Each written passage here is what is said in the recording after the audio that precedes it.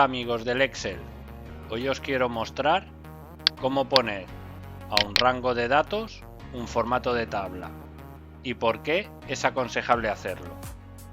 Bien, primero os pondré un ejemplo de por qué es aconsejable hacerlo. Vamos a hacer una lista desplegable de los nombres. Validar datos de una lista de este rango. Aceptar. Ya tenemos la lista desplegable. Bien, ¿qué pasa si ahora añadimos otro nombre? Silvia Segura.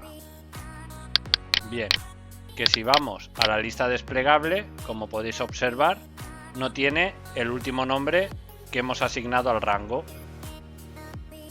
Bien, eliminemos esto. Eliminar. Ahora vamos a hacer un formato de tabla. Seleccionamos el rango de datos, control T. La tabla tiene encabezados, aceptamos y ya tenemos el formato de tabla. ¿Qué pasa ahora si añadimos una lista desplegable? Datos, validación de datos, de una lista de estos nombres, aceptar.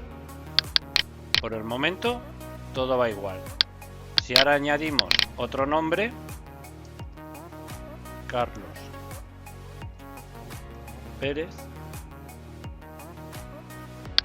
y nos vamos a la lista desplegable, como ha aumentado el rango del formato de tabla, ya se nos ha añadido automáticamente a la lista desplegable. Otro motivo, si formulamos o añadimos una columna, una fórmula sencilla, concatenar esta celda con esta celda, paréntesis, como podéis observar, automáticamente ha aumentado el rango en las columnas. Y si añadimos un nombre, José Sánchez,